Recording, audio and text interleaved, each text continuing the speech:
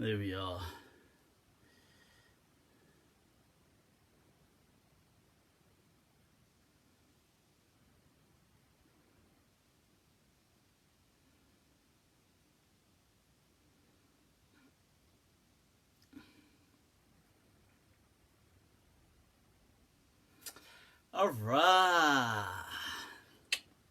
Alright, people, alright.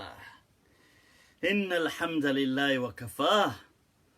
والصلاة والسلام على رسوله المصطفى وعلى عباده الذين ارتضى ومن بهداهم اهتدى وبآثار أهل المدينة اقتفى وبعد people فالسلام الله على القوم أهلا وسهلا بكم ومرحبا Juan Layth, bienvenidos a todos mi gente. Bakhair Ragle, and as always, people, swagatam. Alright, so what is going on, people? It is the month with the love in the air. It is a romantic Valentines, people, Valentines. We've got to speak about Valentines today. Oh, and I've stolen from Layla. People, this is a Valentine's pillow. I don't know. Where can I keep the pillow? I should put this up here. So people know that I'm here to spread the love. I'm here to spread the love, people. This one nice, you know, this one good. So, what is going on, people? What is going on? Oof, so much. Fitan, fasad. Alright. Zahid Khan and the Ferrari getting crushed. Oh, right, okay. Any fasad plans for tonight? Oof. What is going on, people? What is going on? I mean, we've got topics, Valentines, we've got a bit of a catch-up on my dialogue with Sheikh Sidi Iqbal, how that went, some interesting points from there. I've got something to speak about jinns, people, jinns. This is a book where somebody is transmitting from a jinn. This is a Musnad Hadith being transmitted from the jinn, people. We're going to take a little look at that. Meanwhile, ya salam, there's somebody, there's been an upload.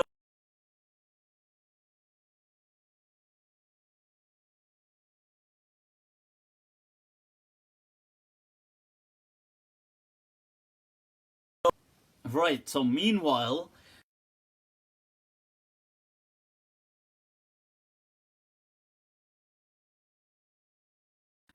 the private meeting of Sheikh Asrar, and so not only did somebody send that to me secretly, ya salam, for my Mufti Masala, they sent me the secret. But also today I saw that it was uploaded. Somebody sent me a link from YouTube, so it's already on YouTube. Oof, masala, fitan, fasad, love, jinn.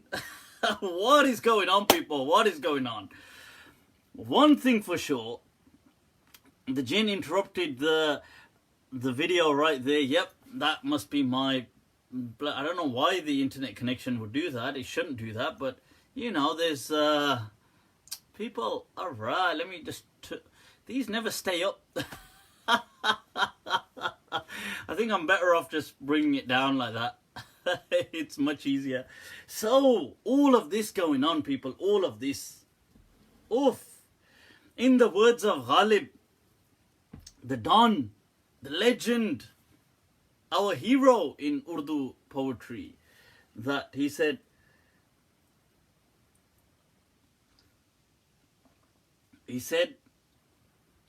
माना के जान गुसिल है पर कहाँ बचें के दिल है. He said, I accept that it totally screws you over. But what can we do after all? We have a heart. वाह वाह माना के जान गुसिल है पर कहाँ बचें के दिल है गमे इश्क घर ना होता गमे रोजगार होता. Oof. So the Don El Maestro Ghalib is teaching us that, you see, it's going to be a problem either way. You either choose the problem of love or you just have other problems. Problem of livelihood, problem of this, problem of that, problem of life. So it's problems all the way down. It's turtles all the way down, people. Turtles. So Mufti A.S. Desai is writing about me. Apun. Oof. Yeah, I'm touched, you know, this one touched me, you know. Somebody send it to me. I want to see what is written. My old friend, you know, my old friend. This guy, those of you that don't remember, so this guy, he's, by the way, must be like a 70-year-old man, yeah. But he must be suffering from some major, God knows what disorders. But to try to compensate in other lacking areas, I dare not guess which ones, people. I dare not guess, okay? But lacking in some areas, he must be rather, the analysis dictates. Now, to compensate, he's basically, he tries to just, he tries to swallow a thesaurus. He tries to, so if you see him, I mean, sorry, you don't see him because he doesn't use a camera, rightly so. His words are horrifying, you know. He speaks so awkwardly, and he speaks like he's another one that inspires these other mullahs. They think it's somehow eloquent to just use words. They'll just go into a thesaurus and just find the word with the most syllables, forgetting that their pronunciation is on par with, I don't know, the punishment of the grave.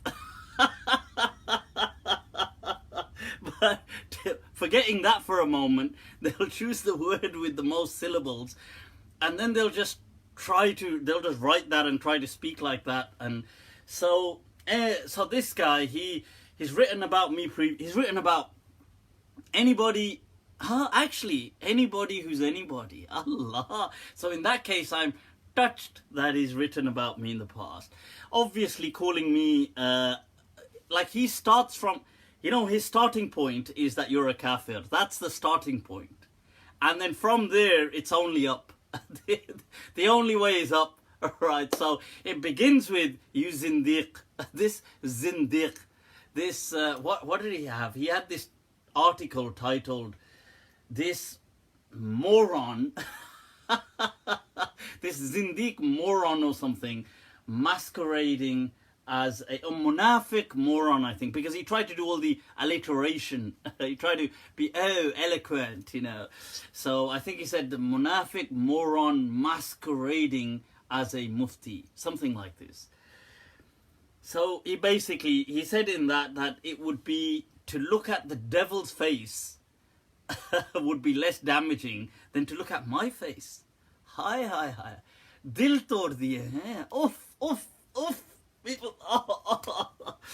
And I thought we had something here. Desai. Yeah, I thought that there was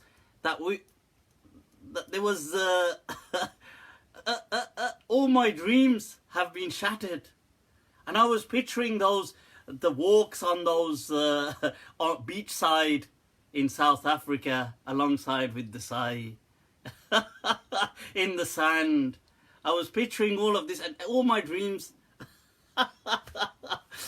Sheikh, is it me? Is it I can change?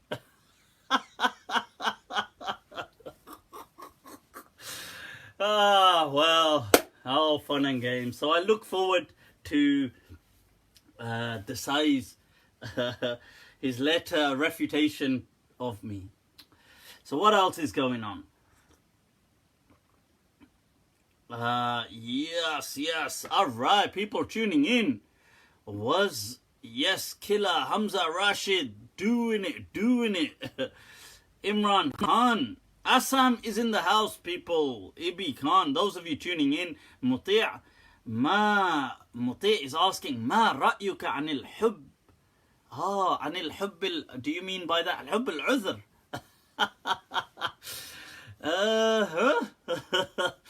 Do you mean, is that some kind of plural for azra, like virgins? Is that what you sicko? You, this Muti, what is this? What is this?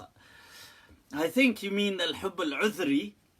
What is the kind of, it's the non-obscene love that is in the Arabic poet. Actually, it's sometimes in Arabic poetry. In Arabic poetry, they do not care. Arabic poetry, they were ruthless. They were like, do I look bothered? Imra al-Qais, who's known as the king of the poets of Jahiliyyah, his poem was stuck on the Kaaba. He was like, do I look bothered? His poetry is like, oof. And the shocking thing is, it is taught in madrasas, which is interesting. Because, it's like a polarized, bipolar expression almost. So you got these Mulvis.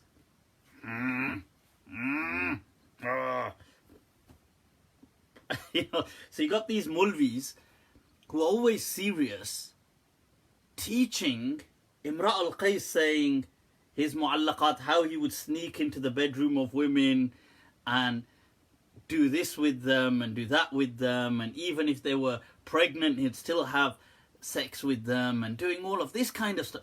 So you've got all of this in his poem, and you've got these people, wow, and they're explaining it away. It's a delight of life to experience that. Where you're like, that's the true definition of cognitive dissonance. If you check up in the Oxford Dictionary, cognitive dissonance, it's going to have a small clip where, if it's online, you click it and it's got like a Maulana, one of the Mulvis sitting there reading Imra al-Qais. And it says, what you just experienced was cognitive dissonance.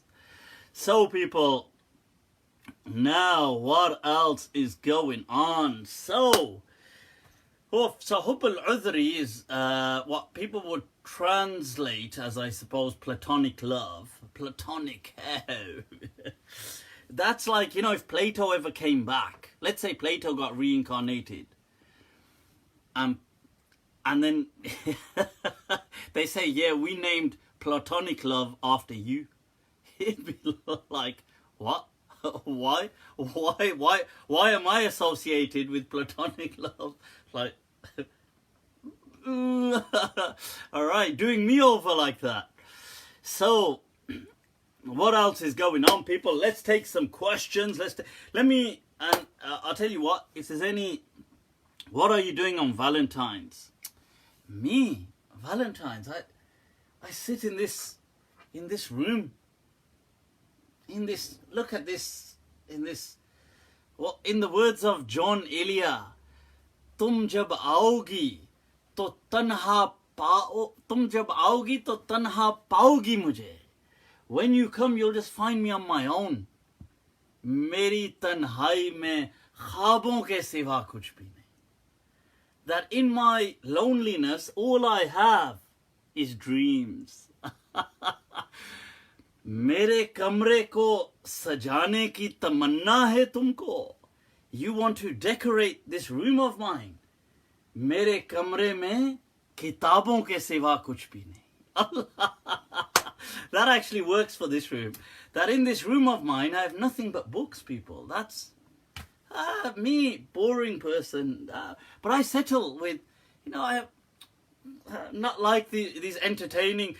After listening to the leaked recording of the meeting of Imam Asim and these Toba, Toba, toba. Oof, Tarak is full on. You know, these Maulvis are living the life undercover in Tarak mode. Toba, toba, toba, toba. The corruption, people. But we'll get to that later on. What is going on? What are your dreams? Hi. My dreams, huh? You know, recently, because I've started taking glutamine again, so my dreams have become so bloody, so vivid. It's freaky because they're like memories when you wake up. They're not like dreams. They're like, you remember everything and they just linger with you. If you anybody want to experience that, just start taking glutamine. After a while, it'll kick in. So, what's some of the question? Glutamine is an amino acid. It's only awesome anyway. It's a health kind of supplementary intake. I mean, it's nothing. It's a wonder supplement actually. Works miracles. Your dreams are usually astaghfirullah. Toba, people. My dreams are.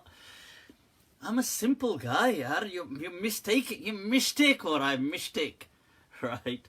This is it's like Frody said. It's like Viagra. it's glutamine is not like Viagra, people. Please, if you're taking glutamine for that, it's just going to be very disappointing because you're going to be like, why hasn't anything kicked in? and the congregation will be like, Imam Sahib, we've been waiting an hour. Qari Sahib? So we've been waiting an hour now. Shall we do the salah? Glutamine ain't gonna kick in like that, my friend. No, my friend. No, friend. Glutamine is an amino acid. So, people.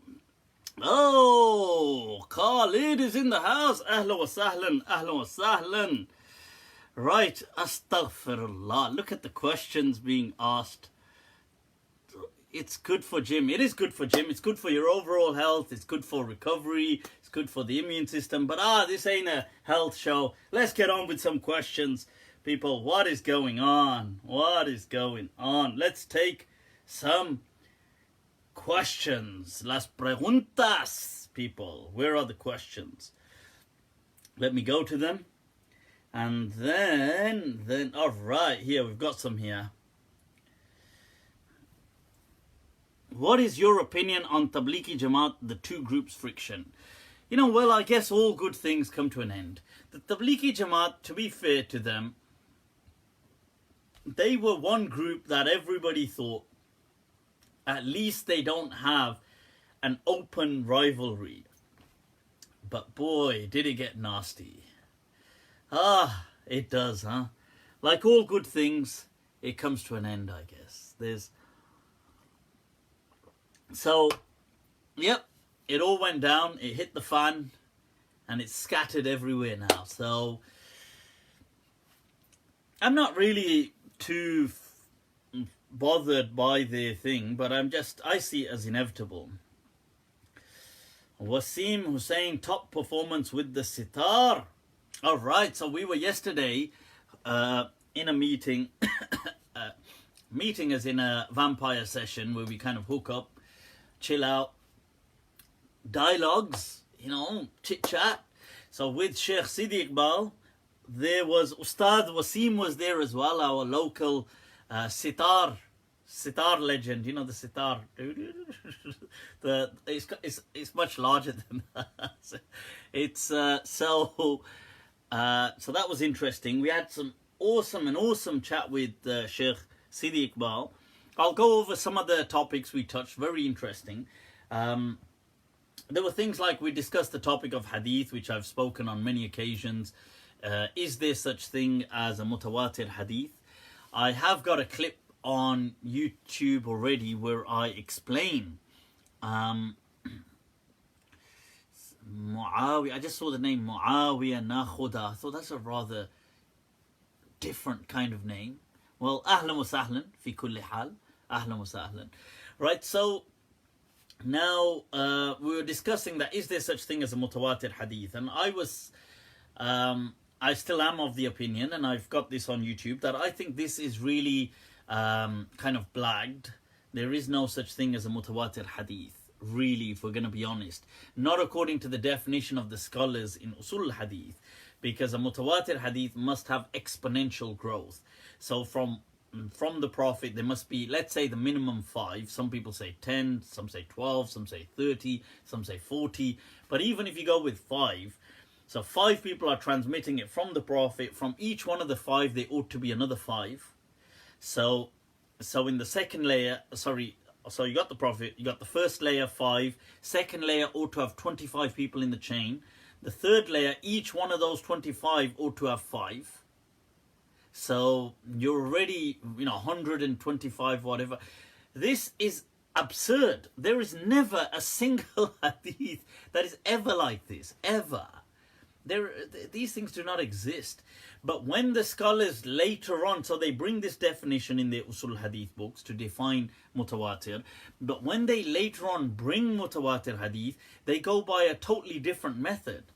Like they just say, yeah, it's not exponential growth, it's just we've got 12 or 20 different hadith, isolated, but saying a similar thing, therefore we're going to call it Mutawatir. But that one is naughty, because that is not the definition of Mutawatir. And this was the understanding of the great Muhaddith Ibn Hibban, who said that there is no, and he's like in the 300 Hijri, and so he has his major book on Hadith, and he said there is no such thing as a Mutawatir Hadith. And hence the early scholars like Imam Bukhari and these people don't really speak much about Mutawatir. So we had that discussion. That was awesome. Really enjoyed that. There was an interesting point which Sheikh Sidi Iqbal brought to my attention. And I have to say, let me tell you people, Sheikh Sidi Iqbal, those of you that don't know him, he's on Facebook as Muhammad Iqbal. Now he keeps a low profile. He's from Birmingham. He's a Maliki trained, awesome, incredible Maliki authority really, and he's also greatly involved in the Tasawwuf, I think the Qadariya Shishia move, Tariqa. But generally, and he does teach from home, but he keeps a low profile. So he's on social media, but he's not, this sheikhdom and people all sheikh.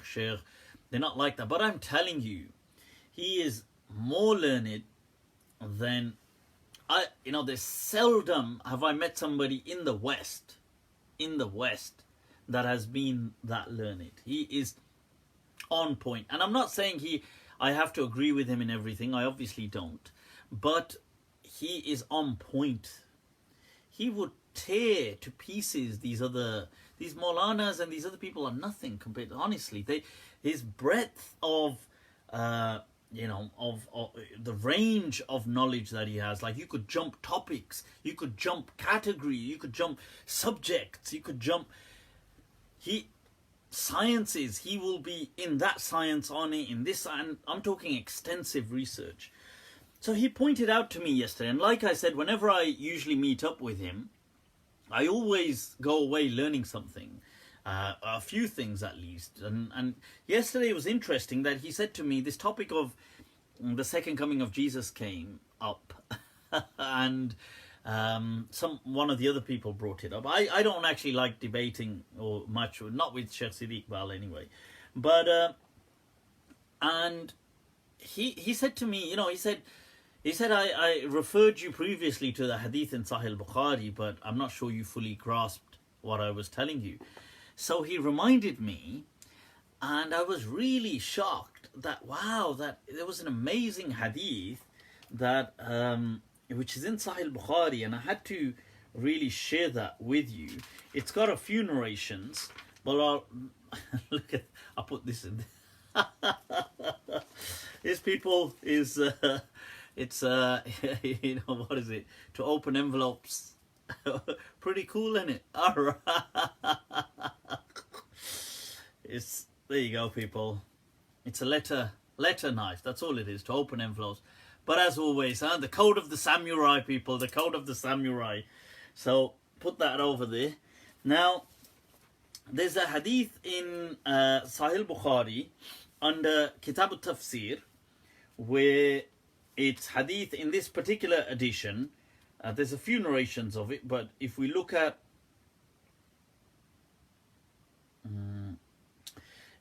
hadith, for example, it comes under Bab 14, وَكُنْتُ عَلَيْهِمْ شَهِيدًا مَا دُمْتُ فِيهِمْ, the verse of the Quran that you've got here in Surah Al-Ma'idah, where I'm just seeing how many hadith are on the topic. There's more than one on the topic, by the way. But still, it mentions that Jesus is saying to God, so it's in Surah Ma'idah, that he's saying, وَكُنْتُ عَلَيْهِمْ شَهِيدًا مَا دُمْتُ فِيهِمْ, that I was a witness over them whilst I was amongst them. And this is when Jesus, in the Quran, in Surah Ma'idah, Allah is saying that He will ask Jesus on the Day of Judgment, أَنْتَ قُلْتَ لِلنَّاسِ اتَّخِذُونِي وَأُمِّيَ إِلَهَيْنِ مِن دُونِ اللَّهِ, did you say to people, worship me and my mother other than God? And Jesus' response is that كُنْتُ عَلَيْهِمْ شَهِيدًا مَا دُمْتُ فِيهِمْ, that I was a witness whilst I was there. He says that I only told them what you told me to tell them, and I was a witness whilst I was there. فَلَمَّا تَوَفَّيْتَنِي, and when you gave me death. Now some people try to say this here, tawaffa, means didn't give death, just a metaphorical death, as in just raised you. That when you gave me death, فَلَمَّا تَوَفَّيْتَنِي كُنْتَ أَنْتَ الرَّقِيبَ عَلَيْهِمْ, you were all watchful over them. وَأَنْتَ عَلَى كُلِّ شَيْءٍ شَهِيدٌ, and indeed you are a witness over everything. That Jesus is saying that to God. So the question is, what does this mean here, tawaffa? Does it mean that to raise, or does it mean to give death? Now, the amazing thing that Sheikh Sidi Iqbal pointed out to me, which hadn't really occurred to me previously, he said there's a hadith in Sahih Bukhari which shows you how the Prophet himself understood it. So I was like, whoa, acha?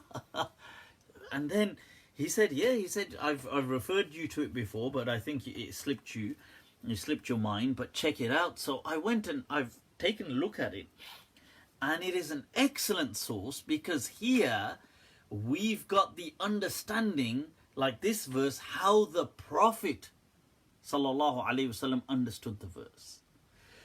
The Prophet, the hadith, this particular one is in Sahih Bukhari, number 4625, where it's from Ibn Abbas radiallahu anh, that the Prophet gave a khutbah, and he said, Ya yunnas, innakum mahshuruna ila Allahi hufatan uratan ghurla, that you will be raised up on the Day of Judgment without clothing, and so on. And this speech, it goes on, and how God created you, you will return, and so on.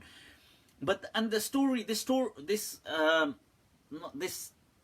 hadith, or the general message is expressed in other hadith as well, that there will be certain people from my ummah, the Prophet says, who will be brought before him, and they will be that basically they will be in trouble, that they've done great wrong on the earth.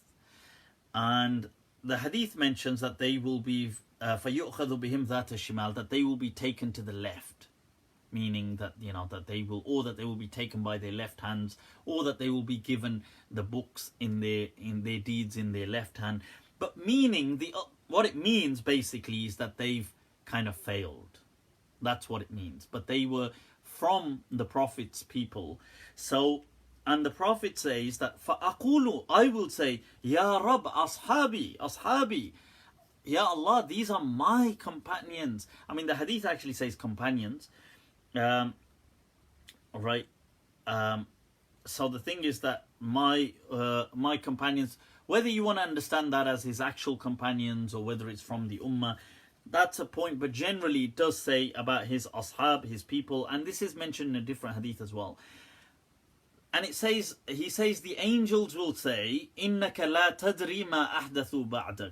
You are unaware of what they did after you. Like what they innovated. But here, أَحْدَثُوا doesn't mean like innovations like, oh, doing mawlid and stuff like that. It doesn't mean that kind of innovation. But it means you, أحدث here means about the, you know, like what we call hadith. And like, as in something, you don't know the great trouble and the great mischief that they created after you, and they did that. So then the Prophet says, now this is the point that I wanted to bring your attention to, that Sheikh Sidi Iqbal you know, brought my attention to, that he says, the Prophet says, فَأَقُولُ, I will then respond, كَمَا قَالَ الْعَبْدُ الصَّالِحِ, as the pious servant of God responded before me. And this pious servant of God is Jesus. And then the Prophet reads the verse that وَكُنْتُ عَلَيْهِمْ شَهِيدًا مَا دُمْتُ فِيهِمْ. I was a witness over them so long as I was amongst them. فَلَمَّا تَوَفَّيْتَنِي. Now the Prophet was never just taken up alive. When you gave me death, كُنْتَ أَنْتَ الرَّقِيبَ عَلَيْهِمْ. That you, God, you were all watchful over them. So I don't know what they did, but if you're, you know, but you were all seeing, all watching. Now, and then it mentions that these people, it will be said that they will continue to kind of fall back on themselves into doom and peril. But the point is that in this verse, the Prophet is using that verse as a dalil.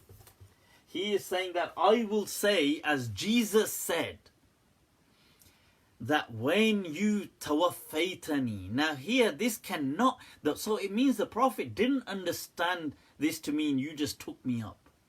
Because for the Prophet, it would make no sense for the Prophet to say that to God. That, oh, for when you took me up alive. It means the Prophet understood that to mean when you gave me death, then you were a witness. So this is the understanding of the Prophet himself of this verse of the Quran. And I think that's amazing. And that's a true gem.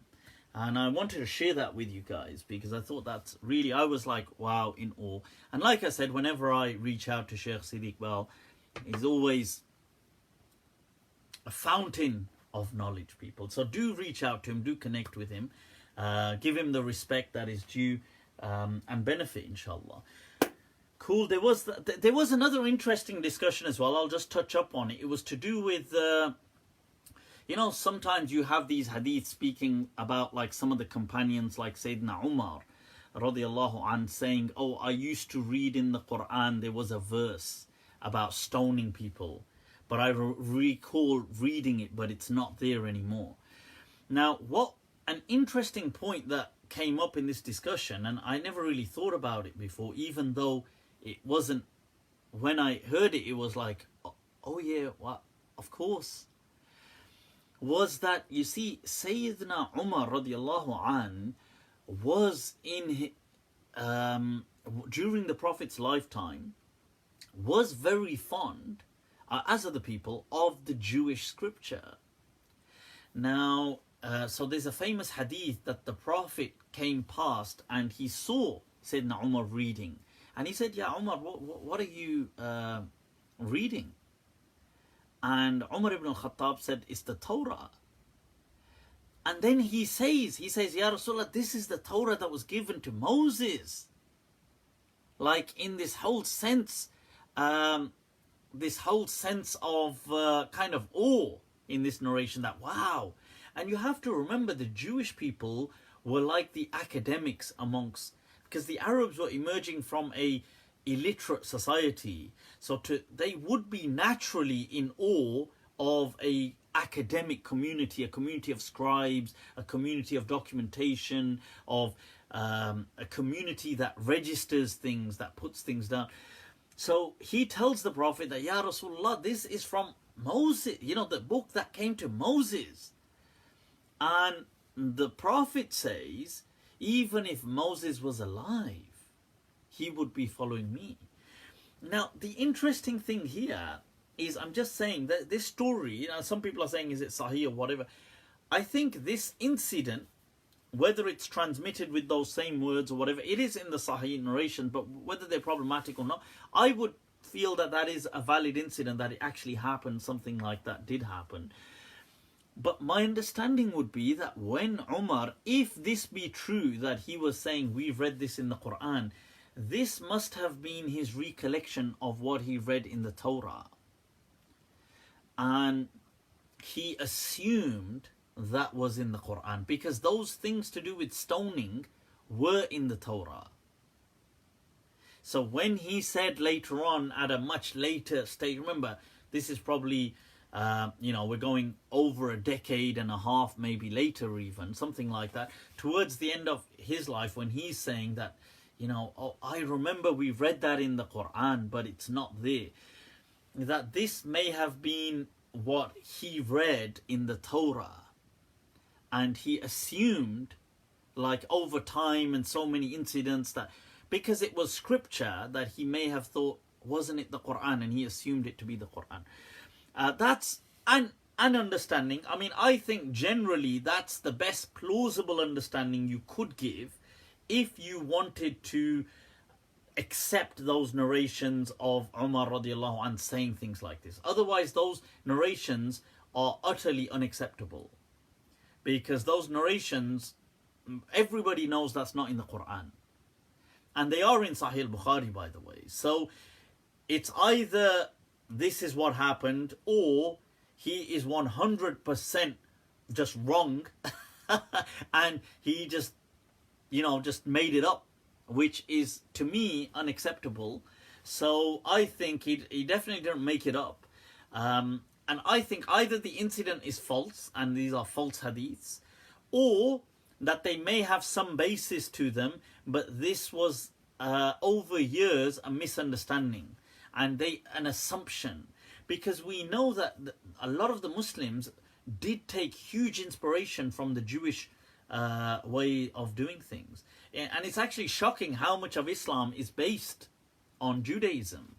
On a lot of Jewish practices, you just have to see they're just based on even from the Salah, the way the Salah is done, a huge amount is based on how the Jews would offer prayer, and some of them still offer it today on some days in the year, just like how Muslims do.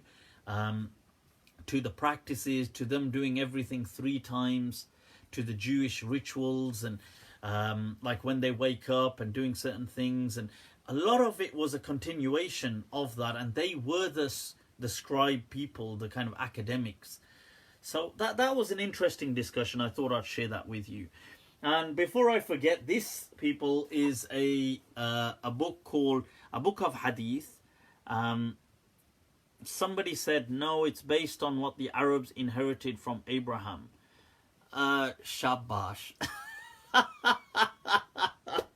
It's based on what the Arabs inherited from Abraham. And who inherited it? Quraysh. What, the pagans? Who inherited from Abraham? What did they inherit? Like this is, where people have such a bizarre Bollywood version of like history of Islam. They got no idea of reality. Like they think, mashallah, yes, the Arabs and how they inherited everything from Abraham. What did they inherit from Abraham? I mean, they did inherit, obviously, if you're going to say they are genetically linked, of course, and there's some traditions of the Kaaba and some practices of the Hajj, things like this, some very, when it comes down to few core, ostensible, like apparent, like you can see the Kaaba, and you can have 1-2 incidents of like the sacrifice or something. Otherwise, they never inherited any code. What code did they inherit from Abraham? What code of practice? They were pagans. They never believed in Abraham. Yes, they did rate Abraham because of the lineage, the Arab descendancy, because they were through Ismail.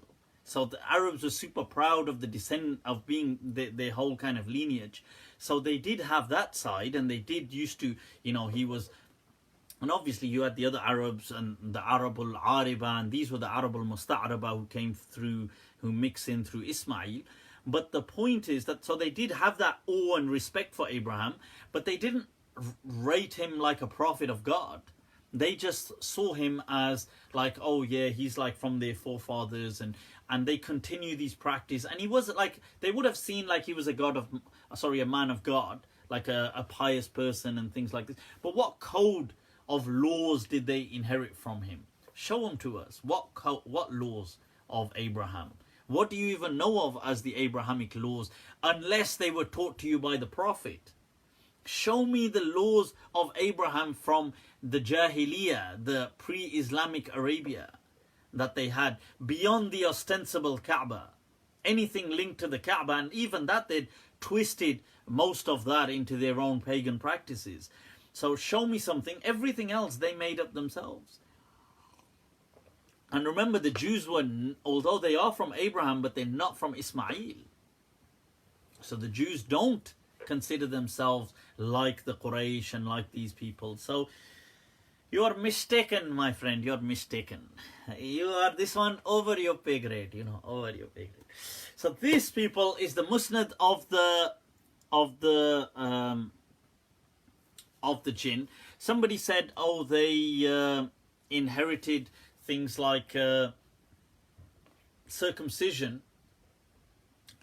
I mean, once again, the circumcision generally, yes, and like I said, a few ostensible, like the apparent, not concepts, but the apparent, like the Kaaba. They had this understanding this was built by Abraham, we walk around it, but they were doing their own thing. They weren't kind of sticking to, they didn't have a code coming from Abraham of what to do. As to the the circumcision, my understanding is that the Arabs did circumcise themselves.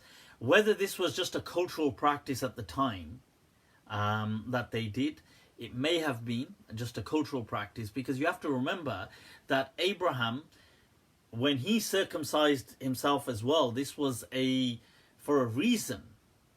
And him traveling and leaving the Middle East and going somewhere and doing something. So it wasn't something which, was it something that was there some kind of reason beyond just a ritual? That's what I'm saying. So you've got a ritual saying, oh, we're doing this just because it's an act of God, act for God, or act of worship. Or is there a reason to it? And if there was a reason, then the land he migrated to may have also shared that reason, because they were also the inhabitants of that land. Remember, Abraham is not the father of the Arabs. He's the father of the Arabul Musta'araba, of this clan of Arabs.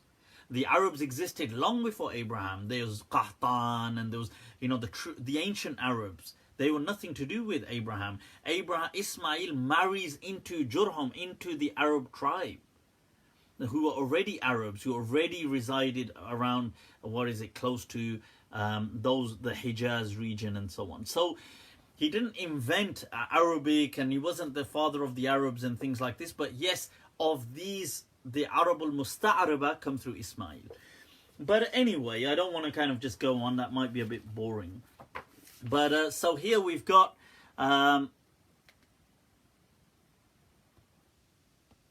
so here we've got this Musnad of the Jinn people. So this is there's a great scholar of the last century, right? You guys have probably all heard of him, Abul Fayd Ahmad al-Ghumari.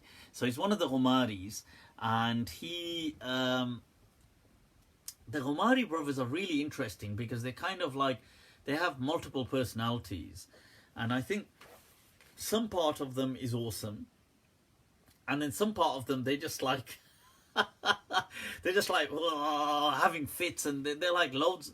I mean, there were at least 5 key brothers, and there's more as well, but these were some of the key brothers, the important, or at least 3 of really popular. You've got Sidi Ahmad, you've got Sidi Abdullah, Sidi Abdul Aziz. These are, you've got more as well, but these are really popular, and they've done works in Hadith.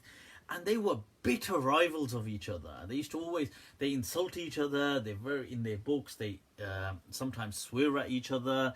They call each other to be fraudulent. They say they just stole each other's proper sibling rivalry going on. It's like it's just a village from Pakistan basically. But anyway, so the great muhaddith allegedly amongst them is Sidi Ahmad al-Ghumari. So he has this book on and that stuff that I'm saying is in their own books. So if you open their books, in a lot of the introduction, they're going to say that, oh, he stole this from me, that, brother, he's full of, nonsense, he doesn't know jack, he just stole this of me, I did this. And the other one saying, oh, he's full of... So they're writing this in their books. I'm not just making this stuff up. So anyway, Sidi Ahmad al-Ghumari, who was a major muhaddith, and he dies, I think he dies in, is it in the 60s? Around the 60s or something.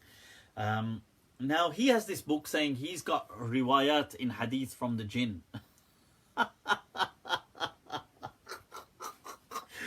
People, this is crazy stuff, man. How does this stuff even happen? Honestly, I just want to know, how does... And then there's this whole discussion here. So basically, there's this major jinn called Shamharush or something. So they say this jinn guy called Shamharush is like their version of like Abu Huraira radiallahu anhu, their version of somebody who said loads of hadith. Shamharush, his name is Shamharush. So Shamharush is, they say, somebody who transmitted and even in the jinn world wrote a book on hadith, allegedly. I mean, what the... And then they've got all these discussions, and he's got these discussions, he's talking about all these people who speak about the jinn, and he quotes Hafidh al-Iraqi, saying that yes, they can be jinn who are Sahaba, who are companions of the Prophet. And there was a great Hafidh of Hadith known as Ibn al-Athir, and he has a book called Asad al-Ghaba. It's to do with the Sahaba, who were the companions. And in that he writes, and I'll quote from him, he says, he quotes somebody, Amr ibn Tariq al-Jinni, that there's this person, he says that who they call Amr al-Jinni, and he says, Uthman ibn Salih al-Misri said, I saw Amr ibn Tariq al-Jinni. Amr Tariq is this jinn. He says, I saw him, and I asked him, have you seen the Prophet? Hal ra'ayta Rasulullah sallallahu alayhi wa sallam? Qala na'am. He said, yes, I've seen him. وَبَايَعْتُهُ, and I gave him a pledge of allegiance. وَأَسْلَمْتُ, and I became Muslim. وَصَلَّيْتُ خَلْفَهُ الصُّبْحِ, I prayed the morning prayer behind him. Good thing he wasn't, a vampire. Because the morning prayer, sunrise, and he says, and he recited Surah Al-Hajj, and we did Sajdatain. Now this hadith, Abu Musa transmits it. Somebody called Abu Musa. And then Ibn al-Athir says, وَتَرْكُهُ أَوْلَى. And then he says, وَمِنَ الْعَجَبِ. He says, I can't believe these people. Ibn al-Athir, who's a great muhaddith of hadith, says, I can't believe these people. They include أَنَّهُمْ يَذْكُرُونَ الْجِنِّ فِي الصَّحَابَةِ. They include the jinn as the companions of the Prophet. They don't include the angels. They don't include Gabriel or Jibreel and these people. He says, وَلَا يَصِحُّ بِاسْمِ أَحَدٍ مِّنْهُمْ نَقَلٍ. He says there's no such thing, no Sahih transmission ever to do with that there was a jinn companion of the Prophet. He says, وَلَا يَذْكُرُونَ جِبْرِيل. They don't mention Jibreel as things like this. They mention the jinn as companions of the Prophet. And he says, what a joke. And Sidi Ahmad Ghumari saying, oh, that we ignore that, and Ibn al-Athir's point, so what if he said it? But Hafidh al-Sakhawi said it's okay, Hafidh al-Iraqi says it's okay. And then twice on two occasions, Sidi Ahmad al-Ghumari keeps quoting Ibn Hazm as refuting Ibn al-Athir, but there's one mistake, ghalti se mistake ho gaya, mistake. Ibn Hazm died almost 100 years before Ibn al-Athir was even born. So I think there was a fat chance of him refuting Ibn al-Athir, who is yet to be born 100 years after he dies. Unless the jinn told him. he has this in there. So I don't know if he meant to say Ibn Hajar, but he says Ibn Hazm, and he says it twice actually. He says it on more than one occasion. Even the person, when I read it, I was like, Ibn Athir, Ibn Hazm. Ibn Hazm's way before Ibn Athir. And then I'm thinking, you know when they say something with so much confidence that you get doubt. That yeah, maybe you start to doubt your own knowledge. That's the confidence I want in life. You know, So I started to doubt it. I thought, bloody hell. What? I thought, maybe maybe I've had a little too much to drink, or like, what? Am I mixing it? But then I realized in one of the footnotes, even the editor highlighted that and said, look, this part doesn't make any sense, because Ibn Hazm dies almost 100 years before Ibn Athir is even born. How can he be refuting him? It doesn't make any sense. But then I suppose, since the whole book is speaking about Shamharush the jinn, and then he's got hadith from the jinn. For God's sake, people, this is why we are a joke, okay? Because we have lost the plot. For God's sake, people, jinn just simply means the unseeable, like something that human beings cannot see. It could be like something in the quantum world, for all we're concerned. Right, now, that doesn't... They're not like, people think like jinn are like us, like a person sitting here made out of fire, like, and they possess people, and they got nothing better to do. It's like, I know, I'm gonna go possess him, and then I'm gonna live in him for like so long, and every once in a while I'm gonna move his hand. Catatonic schizophrenia. Oh God. Oh yeah.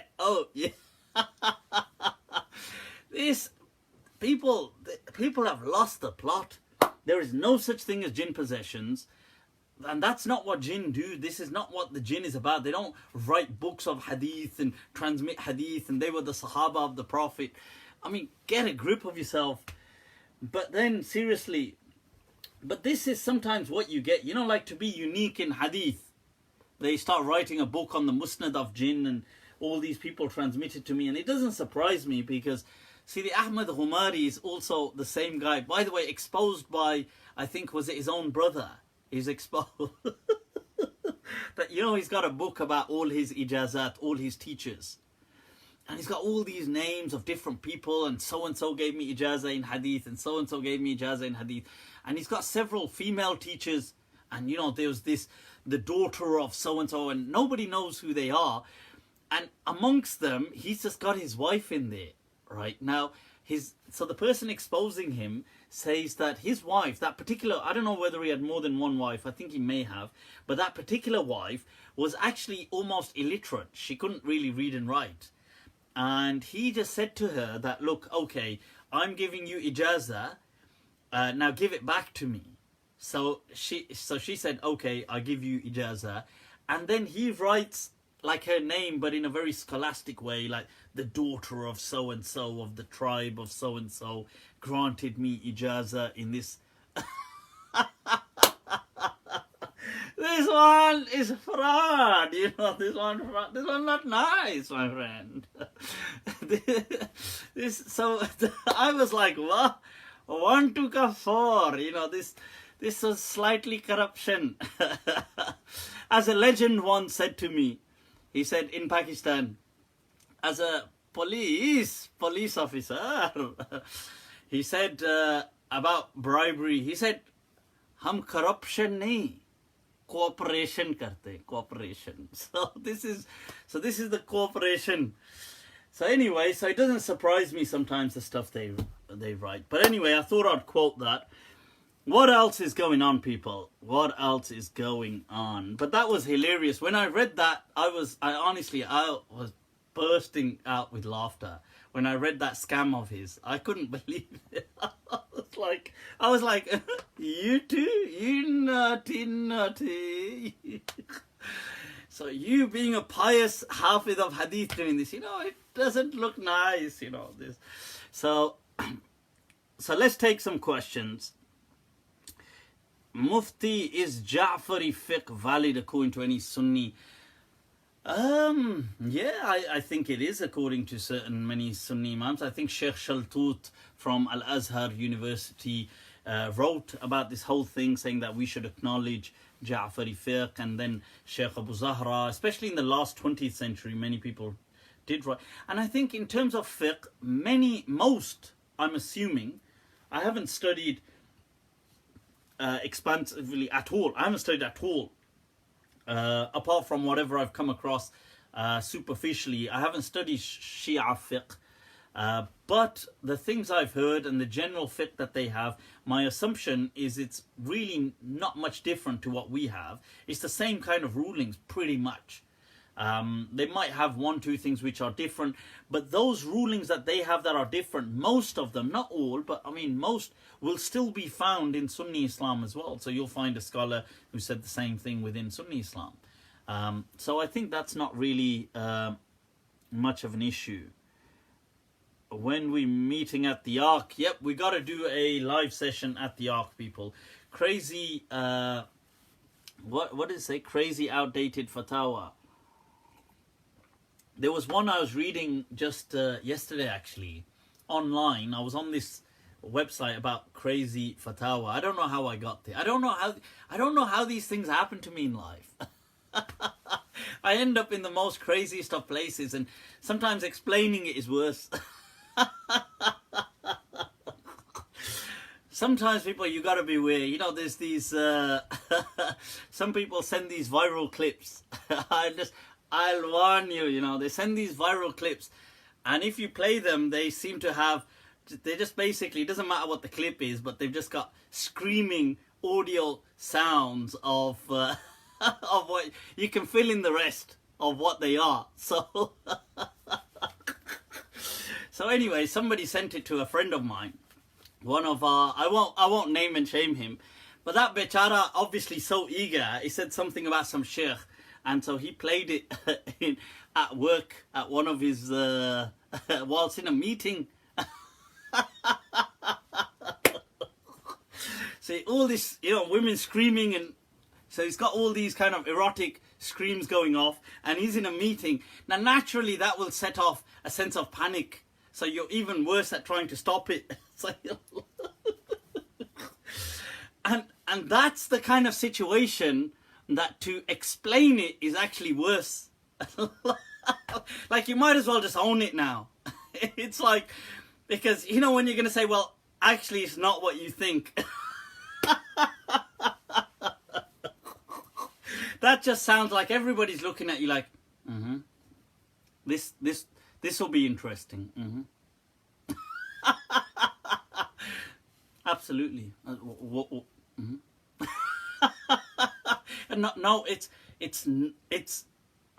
actually a religious lecture that came through.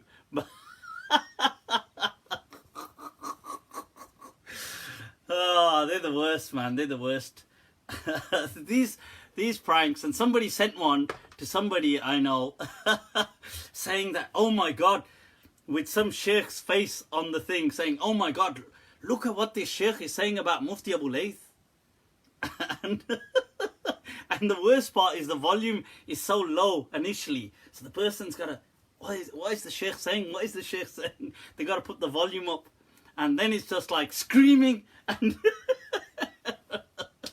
stop. Anyway, people, let's focus. So we've got why was I saying that? Oh yes, I was reading this bizarre fatwa. I ended up on this website. And I was saying that sometimes it's worse trying to explain. So, yeah, so anyway, I ended up there. I was reading some wacko fatwa. And you had some extremists with their fatwas. You know, these kind of like ISIS folk. So you had some of their fatwa in there as well. So it wasn't, the page wasn't about them, but it was just about crazy fatwas. But you had some of their fatwas included. So one of their fatwas was that that as a that as an explosive, right, to conceal and hide an explosive, that what they can do is that the male fighters can conceal it inside their rectum. Honestly, I'm not making this up. That they can hide it inside because it's for the great. So the person then had justified that, no, I understand. He was saying, I understand homosexuality is wrong, but this is different. He's using this dynamite for a greater cause.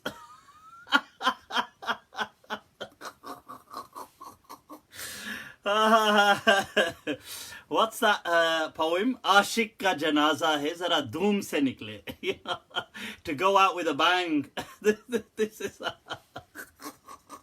it's like, well, guys, it's like, can somebody just use a light? God, so honestly, I couldn't believe what I was reading. So he's trying to justify that, look, I understand homosexuality is wrong, and it's not so the guy, and he's justifying. It was hilarious, man. I wish you guys could, those of you that can read Arabic, you have to have, you have to check this kind of stuff out. سمعت بأن الشيخ أبو الليث لأن عنده صاحبان ومنهما مومو محمد طال فهو كابن القاسم.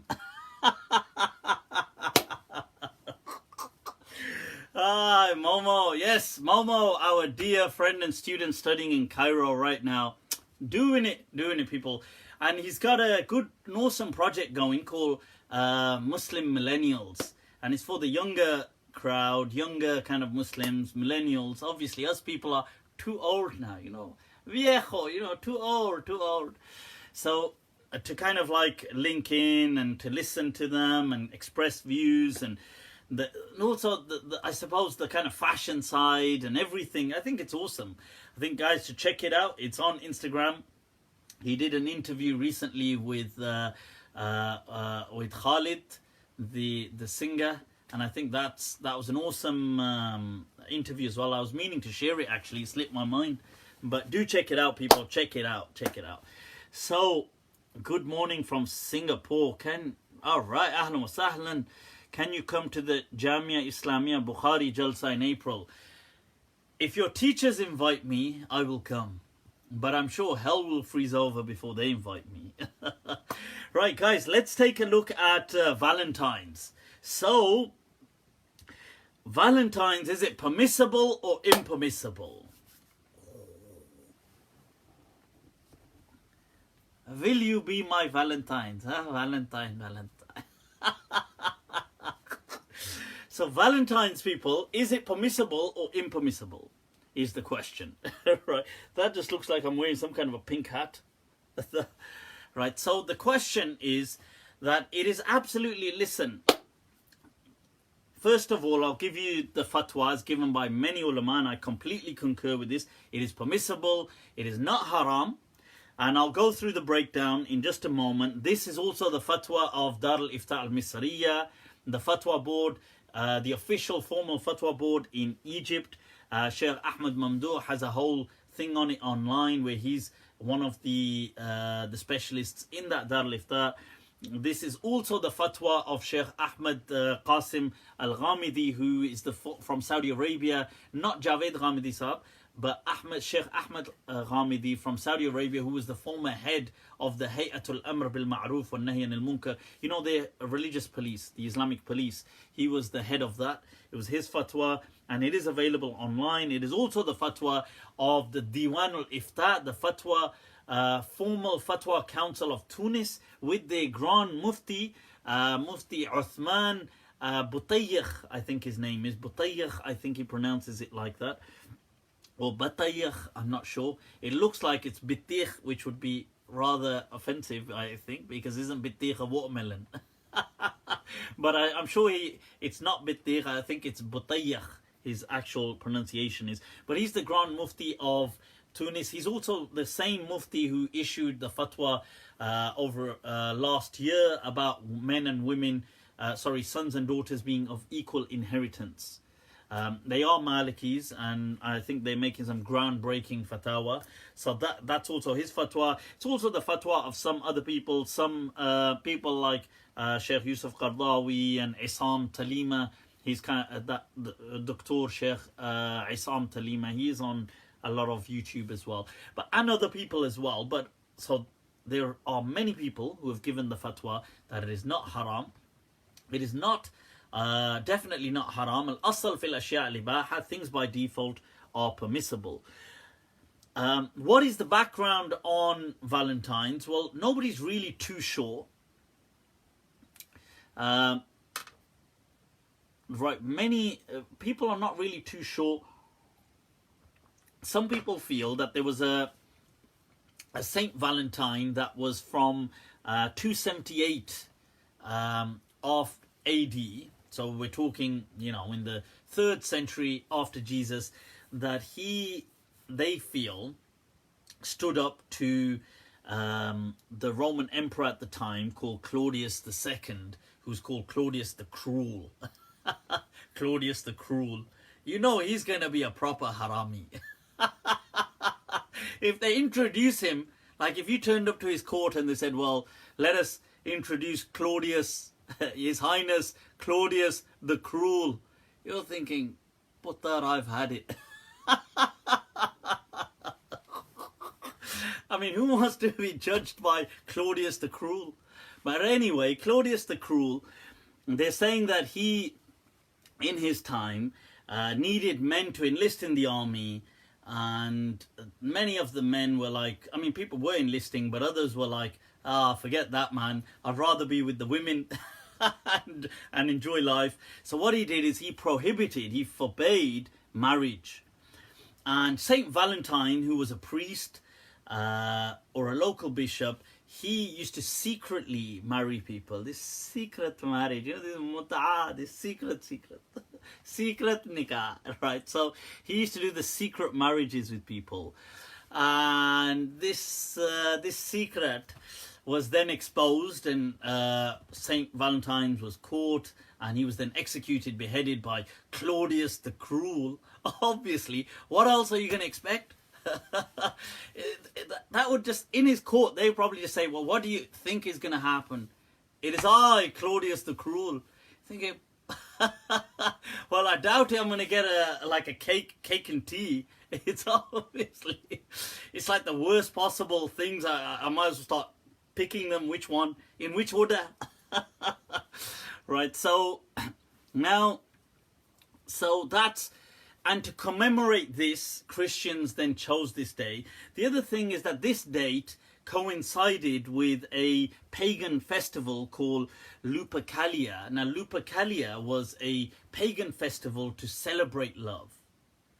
So they kind of chose this date, the 14th of February, for that. Now, that's one version. It's not that sahih, but it's there. Other people say God knows what it was, but the point is, in the last few hundred years, it's become a thing, and it's definitely now a thing. I personally think, this is my personal thought, I think, look, religion's got nothing to do with it. I do think that it is I don't like Valentine's, because obviously, hey, lonely people, lonely. No, I don't like it because I think that this is simply a corporate scam to just rob people of their wealth, and just, it's become such a commercialized aspect that everybody's got to, they've got to buy things, they've got to make bookings, they've got to do this. This one not nice for men, right? So, right. So the thing is that, so because of this whole the stress it places on society, and I'm not talking about Muslims, society as a whole, it really stresses out people that they've got to compete and outdo other people, and they've got to kind of make I've got to do this for the Valentines. And then there's people who are lonely.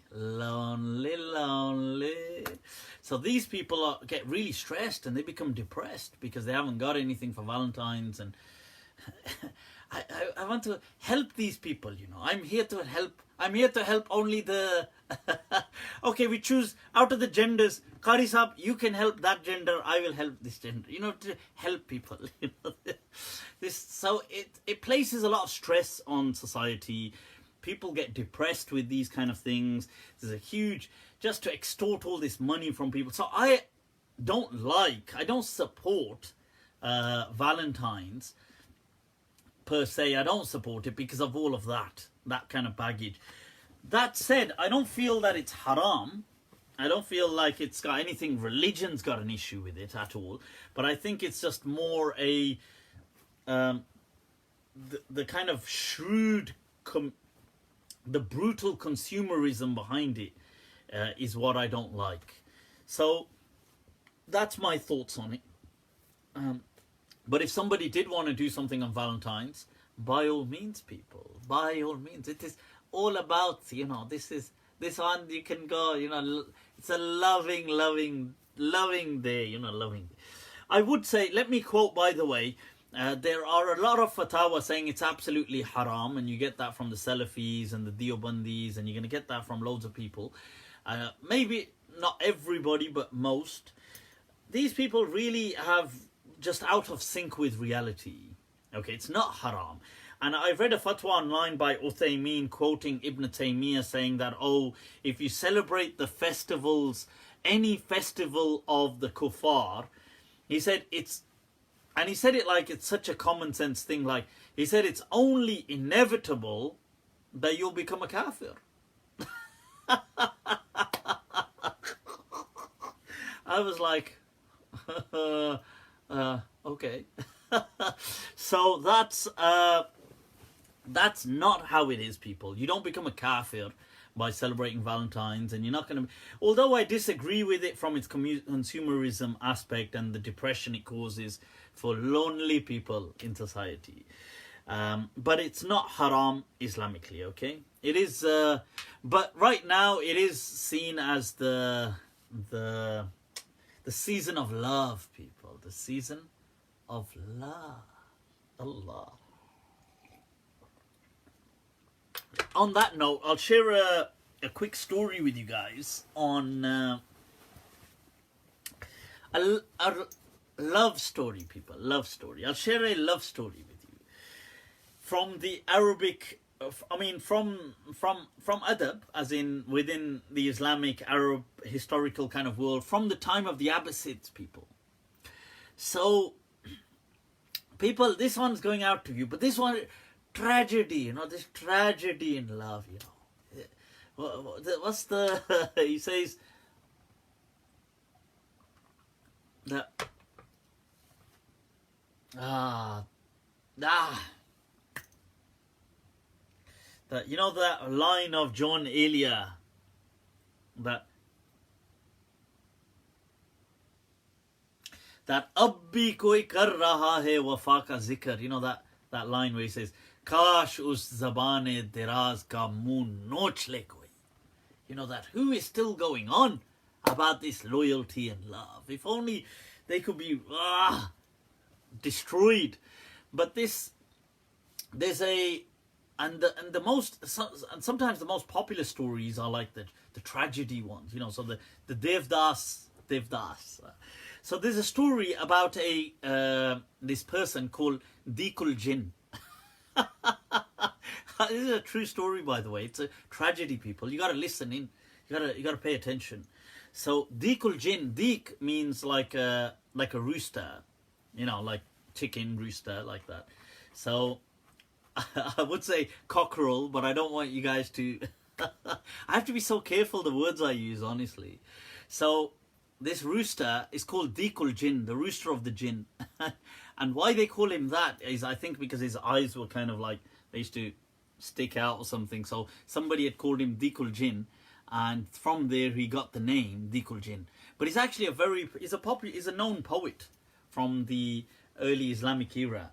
So in line with our book from narrations from the jinn. So Dikul Jinn was a famous poet, and there's a love story. He was from what would be modern day Syria. He was from the Homs region.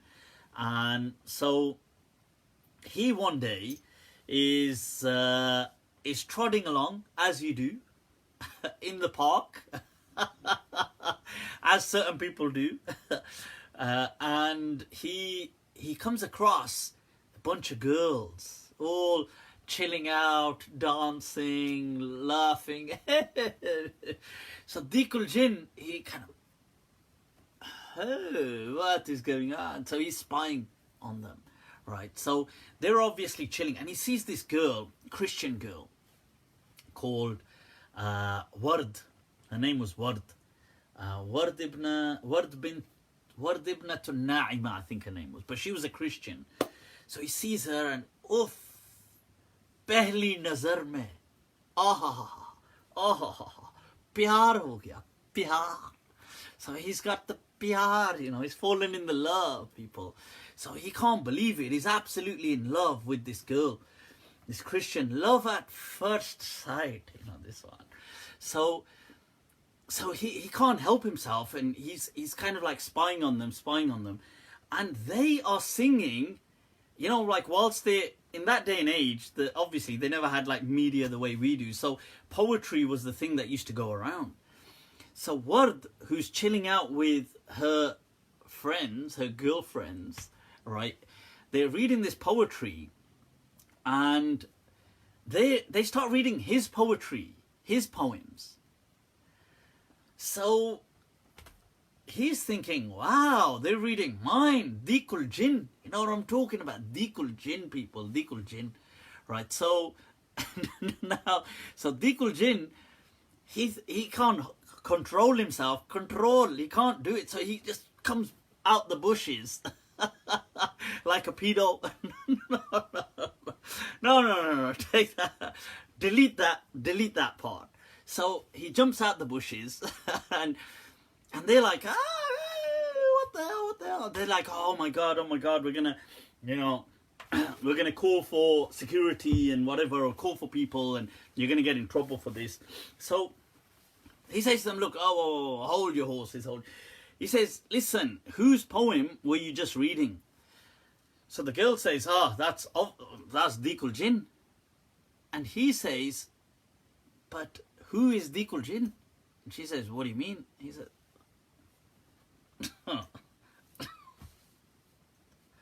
obviously it is I'm Dikul Jinn. So she says, get out of here, you and Dikul Jinn. You can't be Dikul Jinn. Dikul Jinn wouldn't do these kind of predatory, kind of stalking girls and doing all this kind of stuff. So he says, no, it's me. So she says, okay. And I'll tell you if I can still bring up, actually. She says to him, let me see if I've still got this, the poem that she was reading. And I'll show you his kind of skill as well in Arabic. So she says, okay, what's this poem in Arabic? And he says, yeah, it was this one. Yeah, that was my poem. I've got it here somewhere, actually, because I was looking at this before. Let me see if I can bring it up. Yes, all right, wait there, one moment. Right, so she says a poem that, look, this is his poem. Now check this out. قولي لطيفك ينثني عن مضجعي وقت المنام كي أستريح وتنطفي نار تؤجج في العظام. That tell your kind of, that you visit me, like, Taif in Arabic was like a kind of, it was like your, not a memory, but it's like you, but the fantasy you visits me in my sleep. So they had a name for it. They used to call it Taif, right? So tell your Taif to kind of like be like, come visit me, basically. And he says, so this fire in my bones can settle. Now she says, okay, and he reads this long poem. So she says, if you are Dikul Jinn, change the last word and like render the poem again with a different rendition at the end. So he quickly does. He says, قولي لطيفك ينثني عن مضجعي وقت الرقاد. So he changes manam with raqad, which still means sleep. كي أستريح وتنطفي نار تؤجج في الفؤاد. So he so same thing, but he changes the last word just on the spot. So she's like, "Va?" Then she says, "Okay, do it again. Change the word again." So he does it again. So she gives him a different word, and he قولي لطيفك ينثني عن مضجعي وقت الهجوع, a different word, and he matches it again. كي أستريح وتنطفي نار تؤجج في الضلوع. She goes, wah, wah, wah, loot liya ya, loot liya. So she's like, wow, I'm impressed, I'm flat out, flat out. Love is going on, love. So now they start like, they're in love with each other. So they're like, oh my God, she becomes infatuated with him. And she's like, wow, starts thinking about him. And then they start the correspondence, start texting, their version of texting. And then they start sending naughty pictures. No. Sorry, I was mixing it up with the Imam Asim case. Sorry. Right, now they start obviously writing. Now there's a full blossoming love story going on. So they get married. So he says to her, I'm going to marry you. This is actually a true incident, by the way, true story mentioned in the Adab. So now, and he has a friend that helps him out always, and his friend's name is Bakr, and Bakr's always up, but he's his sidekick. Like every hero, you need a sidekick. This is like his sidekick, always helping him.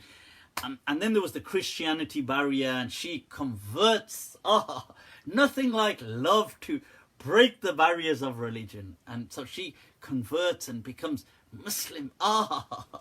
This is a love story. This is so now they get married. And like every story, there is a villain, people. Right? So the villain is this guy's cousin. And his cousin's name, ironically, is Abu Tayyib. Tayyib means good. But he's anything but good, This one, Abu Tayyib, not nice, So Abu Tayyib is like the Amrish Puri. He's like the Kalima Shakti De.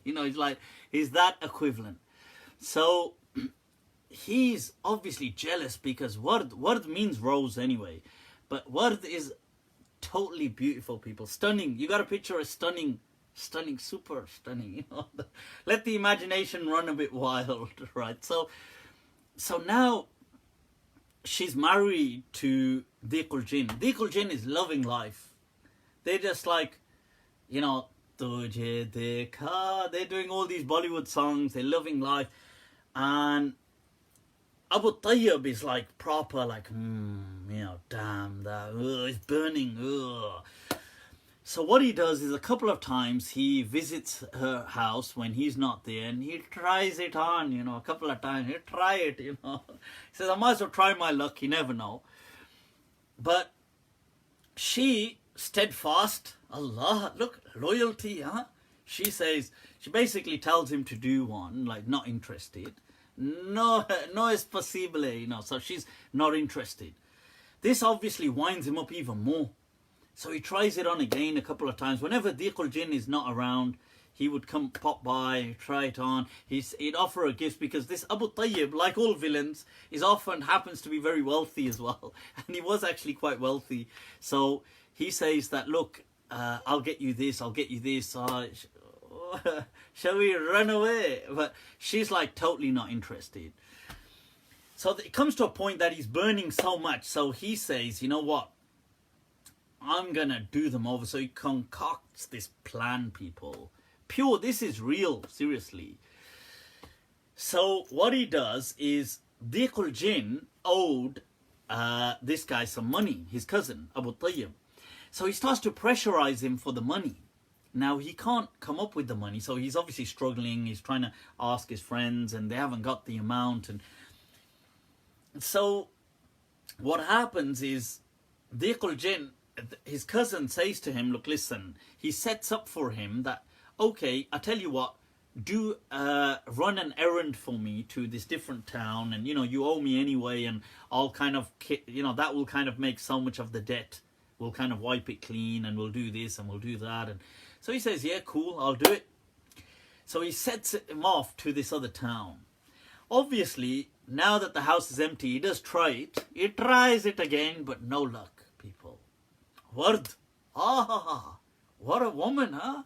So steadfast. Aisa bhi hota hai kya? So, anyway, she's very steadfast. he thinks, don't, this time, watch. He's obviously bitter to the core.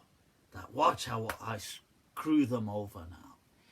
So what he does is he waits till he finds out the caravan is returning. So after 2 weeks or whatever, the caravan's coming back, and he's told by the messengers, they had like their kind of postal service that would tell them that this caravan is basically, it's over there, so it's going to be on its way. So it should be here within, by noon, for example. So what he does is, a bit before that, he goes to her house, and he says, I've got some terrible news. And she says, what's that? And he says, the caravan has been looted, and they've killed the travelers. They've killed al-Jinn. Al-Jinn is dead. So she, obviously, tragic, it's the bijli, like the lightning in the background, people. So she goes into the nahi, and he says, well, unfortunately, that's what's happened. So she's really gutted. So he then goes and finds al-Jinn's friend Bakr, and he says to Bakr, I've got some, do you know what's just happened? And he says, what? And he says, bloody hell, they've looted the caravan when it was just over there coming en route, and they've killed the travellers, and they've killed al-Jinn. So Bakr's gutted. That's his obviously best friend. He's like gutted. And then Abu Tayyib says, you know what? You need to go take care. You need to handle Ward. Like, she's losing the plot. She's gone insane. And before she does something to herself, you better go there and you better handle the situation. So this guy, Bakr, goes running over, obviously gets to the place. Ward is in pieces, crying, this, that, going through the shock of grief. So he starts to console her. Look, don't worry, don't worry. Now, by this time, the caravan has arrived. So here, our Amrish Puri friend Abu Tayyib, he goes to al-Jinn, and he says, al-Jinn, where the hell were you? And he says, I was on this bloody caravan. Of course, I've gone to... He says, you've made us the laughing stock of the whole town. He said that, when you'd gone, your wife had been in a full-fledged affair with your friend. And she's been flaunting it all over town. And everybody knows, with such, impunity, she doesn't care about anything. And our family name, because that's his cousin, has been reduced to the dirt. Like, what the hell? You've made us a laughing stock. And he said, you've come back today. He said, I bet they're even, they're probably still at it right now. So obviously, hearing this, al-Jinn is shocked. Like, he thinks, what? No way. I don't buy that. He rushes to his house. And lo and behold, what does he see? He sees that they're hugging. And they're crying. And he assumes that they're crying because they're going to separate. Because they know he's coming back. So al-Jinn bursts through the door. People. And in an unbridled rage of anger, takes out his sword and kills both of them. Ya salam. And he slays them both, so they're lying there in their blood, in his house, and then he just sits there. This story is actually in the... So then afterwards, and he stays there like for a whole day, he's out of his brain. Then he buries them. And it's only afterwards that people tell him that, what the hell, why did you do, what the hell happened here? And how did you, and they say there was no such thing, no town, we never knew of any affair, what on earth are you talking about? and he confronts eventually his cousin, and his cousin eventually seeing, because he becomes so destroyed, his cousin kind of tells him, look man, my bad. I mean, that doesn't cut it, but he kind of tells him, my bad, I made that story up. And they weren't really having an affair, but he confesses to him basically. But he's so broken that what he does is he kind of resorts to where their graves are, and using the soil from their grave, the clay, he makes himself two glasses out of which he would drink alcohol. And he would sit by their graveside drinking the alcohol out of these two glasses, remembering them. And he eventually, this got to him so much that he actually just withered and just died. And this was the tragic story, people, a tragedy of where love kills people. To not act. This was the unbelievable story of al-Jinn, who is a character of Islamic history, a famous poet. So this is such a, well, there you go, people. There you go. So remember, love kills people. This not always ending in nice stories. So I'm sorry to share the tragedy, but it's a tragic. Dost na raha, pyar. This is really, but it was actually a very powerful, you know, if you read it in all the detail, it would really impact you, man. Like, I remember when I read it, I was like, oh my God. And because it's with all the poetry and everything, and it's a proper emotional, tense story, people. But such is life. Very unfortunate, but it teaches us that perception is not what we always perceive it to be, and that we should never act rashly in such kind of rash behavior. We should always be wary of anger.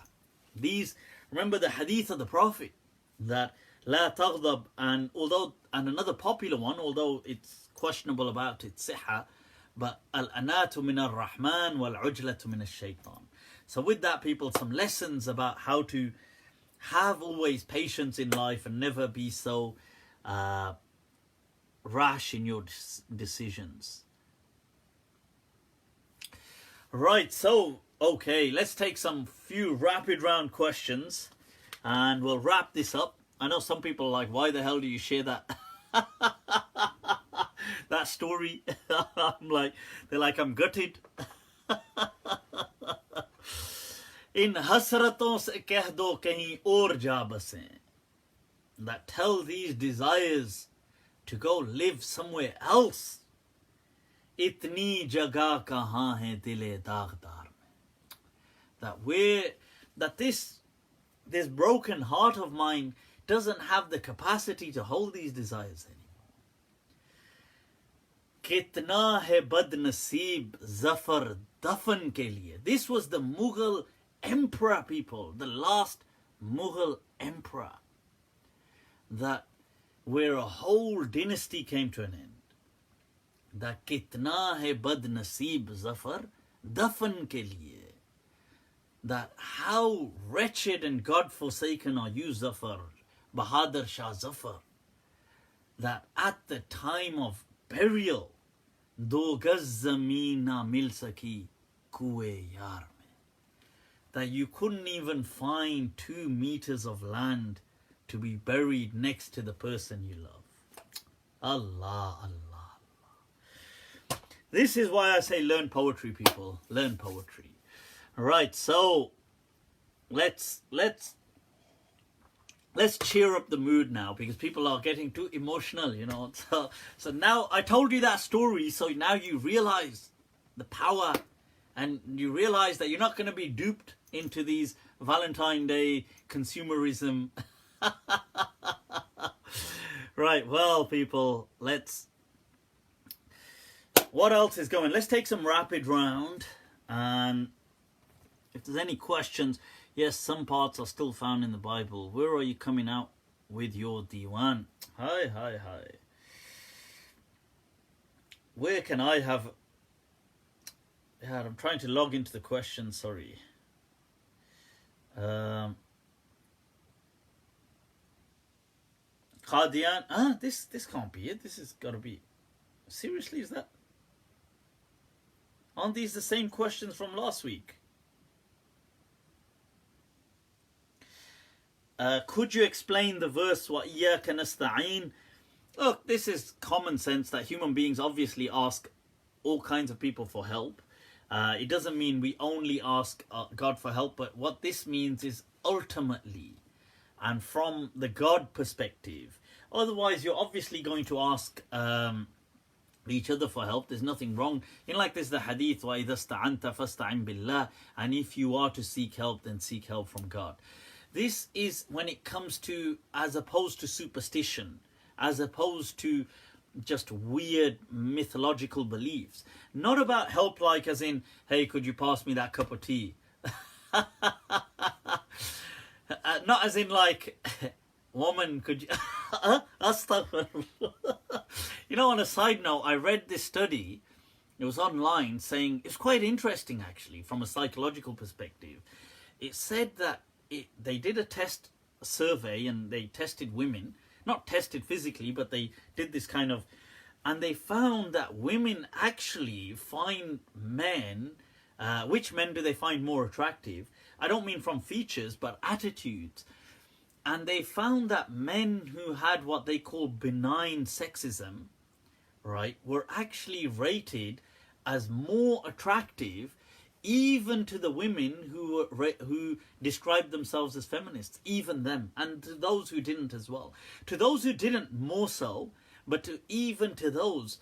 And it was really an interesting read, because it said that these are benign sexism was kind of disparaging in some, not patronizing is the word they used to women. So it's like where they said, where a guy has the understanding that, well, I'll always take care of the woman, and well, I suppose I'll do the work, she can just take care of the home, or I'll do this.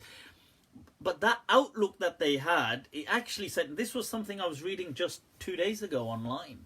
There was a whole study conducted with over 700 different kind of participants, and they found that overwhelmingly, it doesn't matter where they stood with feminism, but they seem to still find that more attractive.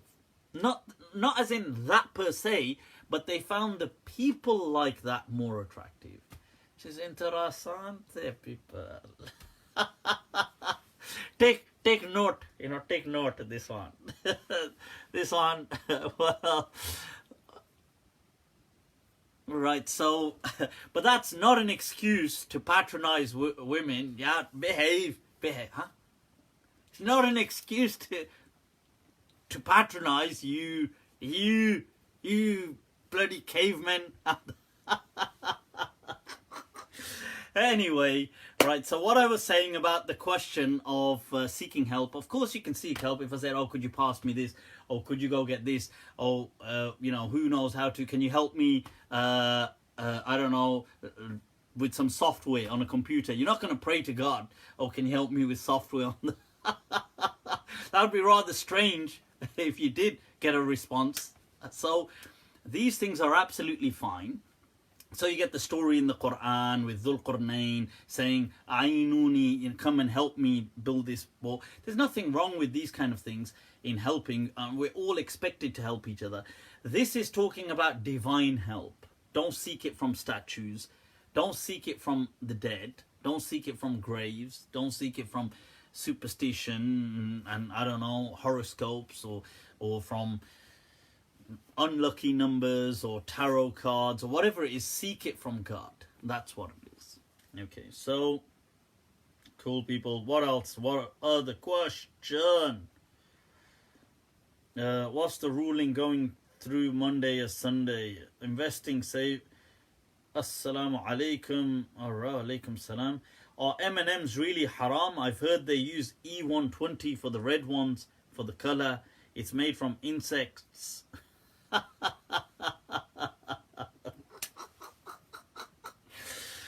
You know, look, first of all, these things are okay, people, relax. Okay, you can eat these things. You know, even gelatin is not haram. Obviously, if you don't want to have it, that's fine. But especially these preservatives, they've changed so much from their essence. They no longer carry that ruling. This is called in the Sharia, istihalatul mahiyya. So it changes the essence of that property.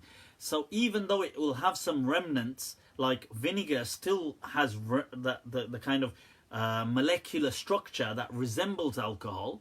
So, and it has remnants. It's not that it disappears, but it no longer is that same thing. So there are such changes at a molecular level. So don't worry about these kind of E numbers and preservatives, okay, and things like that. And that said, the Maliki madhab says insects ain't haram anyway.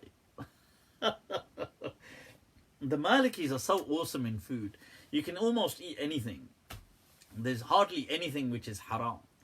I mean, a pig is haram, and animals which are already dead, I suppose, are haram. But otherwise, no animal or creature per se is haram beyond a pig. So, but that said, people don't usually eat all these kind of animals, so they're not eating like hippos and elephants and chimpanzees. They don't do that. But if they did, I'm not saying that you should, and not saying to do that. Don't do that. Don't do that, people. Bad idea, right? But they're not haram shar'an. So even insects are not things which people generally eat. But it would. So for example, like paper. I'm just saying, I know it's not the best of analogy, but to give you an example, paper isn't, people don't eat paper, but if you ate it, it isn't haram to eat. Okay. But people don't generally eat paper. Okay, I don't know about maybe some kids, but people don't generally eat paper. So in a similar way, people generally don't eat insects. They don't just eat anything. But if they did, in some culture, it would not be haram according to the Maliki, kind of understanding. Okay, so that's that. Shall we take another one? Shall we take some rapid rounds, people, and then start to wrap this up? Ibn Taymiyyah considers all festivals as part of Sharia and supports his opinion by quoting. Yeah, I already went through that for the Valentines. Ibn Taymiyyah is a bit on that, a bit. Ibn Taymiyyah, I've explained, Bichara, you know, I'm sure, you know, he was a great guy, but he suffered, I think, psychologically, because I think, you know, all those years locked up in prison and in the dungeons, and he never got married either, did he, Bichara, you know. Oh, the pleasures of life, he didn't really.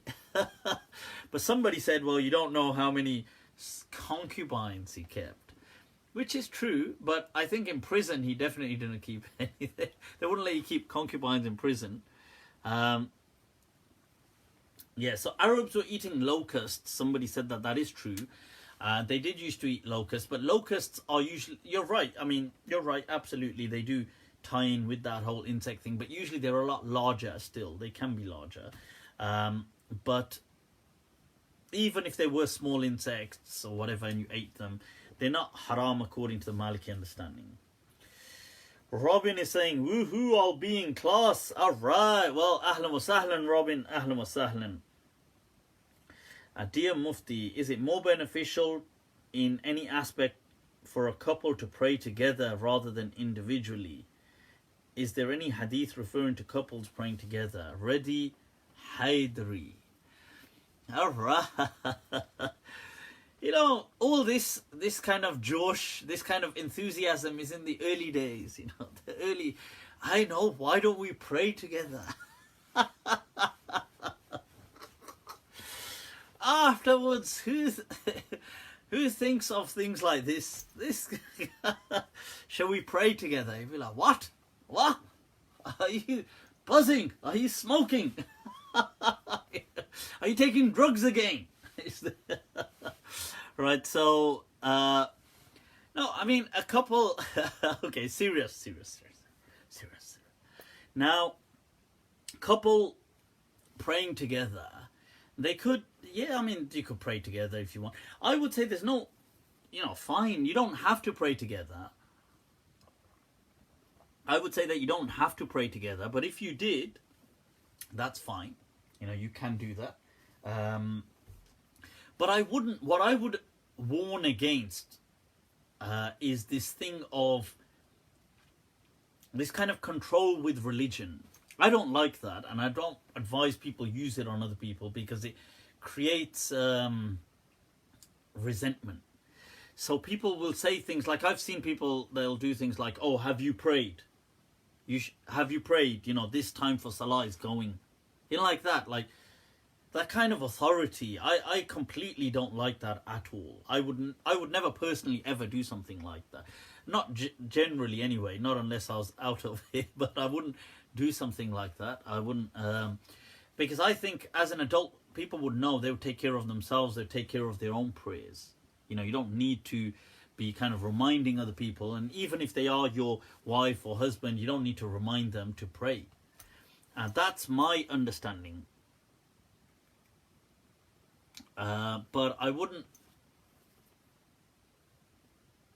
Right, so that said, I mean, if it works for people, it works for people. I don't think there's anything specific that you ought to lead your family in prayer, but if you did, it's fine, it's a good thing, it's not a bad thing. But if you want to pray on your own, that's fine as well. I don't think, there's nothing wrong with that. And if reminders work for you, fine. But I find, you see, I'm somebody I'm very kind of ultimately obsessed with like psychology, like how the mind operates. I find it overwhelmingly fascinating. And I find that these things, and this is my interpretation, I could be wrong, that these things are often, even if it's done at a subconscious level, but they fall into control. They're too easy to fall into becoming control mechanisms that you would, because that's just human beings. See, human beings can be, they are very controlling. And the more control you give somebody over you, they use it. And religion is a nasty thing to use as control, but all too often done and instrumentalized as a control tool. So I don't like this. I would say, look, it's your call, it's your life. I won't say don't do it. I don't like it. I don't think it's necessarily that you should do it, but if you want to do it and it works for you, you can. I'm a bit wary of it because I think what happens is all too often people then use it to take digs or to say things like, oh, have you prayed? And, stuff like this. And I just think that you should never bring God into your own, like you should never use God for your own disputes. Like if you've got a problem with somebody, you should just have a problem with them. You shouldn't make it about God. Like you shouldn't have to bring God into the equation to be able to get back at somebody. I think that's to me that's the absolute pit of kind of human interaction, that you drag God to justify your kind of thing. So I don't like that at all. But that's the whole thing. Okay. So anyway, I mean, if it works, fine. There are some narrations of some companions that used to pray with their family. Not all of them. Some of them did. I think I've forgotten now who. But there are some narrations that you see. But generally, they would pray separately. That's the main thing. I know when you get married, they say that you should pray together on the first night. You pray together on the first night. I pray your nafal. The guy's like, the guy's probably like, so that's like the most difficult time to focus. And he's probably thinking, can I just get this over and done with? He's thinking, uh-oh, the pills kicked in. is my wudu still legit? Why is it me and my deputy standing to pray? It's like, here we are, right? That would be one strange dua, kind of salah thing. Just, but yeah, so I think that, but there is that often said that, you know, on the wedding night, so to speak, why don't the couple pray together, rak'atain? It's worth a try, actually. Try it, you know, give me your feedback how it went. So, but I mean, I know it's commonly done. I think there's no harm in trying, if you can, focus, you know, focus. You know. All right, people, well, I think we've gone on quite a bit. There was, before we go, I'll drop just a few moments of the masala, you know, the Mufti masala.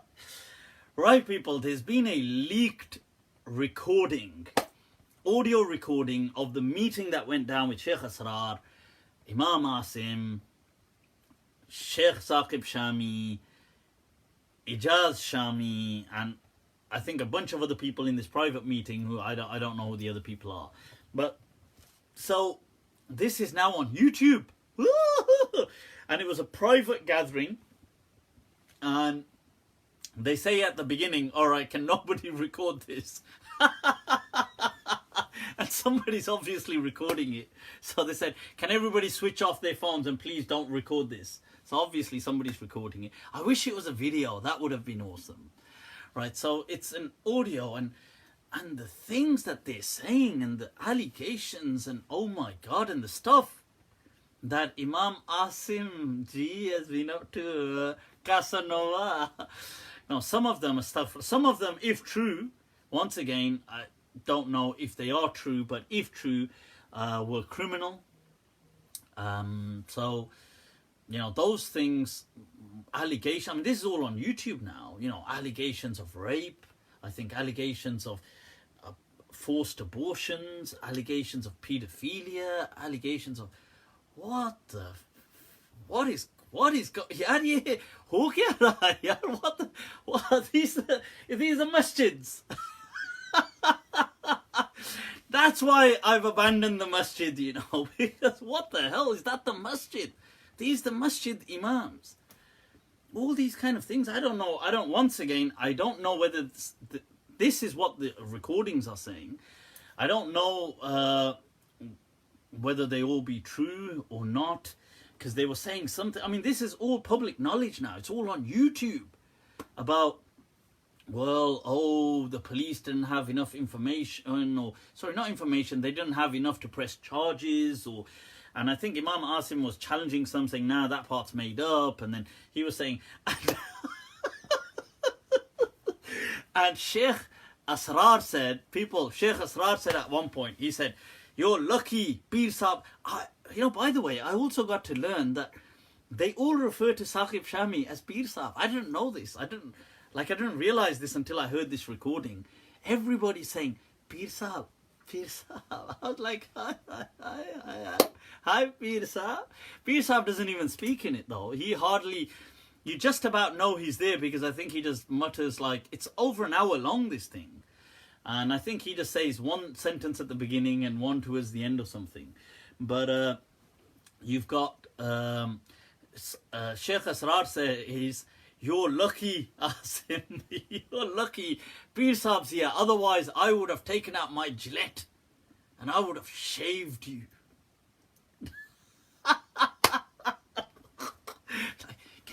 Can you get my back as well? Oh, you missed a bit. Can you get that? Is it a full removal? Is it like a waxing? Or can I get a choice? Is there like, can you throw in a massage? I was like, oh my God. But you know, this whole thing, I gotta say, it was shocking to hear some of the things that, if be true, because once again, I don't know, you know, because I haven't seen any evidence, but the talk seemed to allege that several people in the talk had seen this evidence. They'd seen videos, the videos,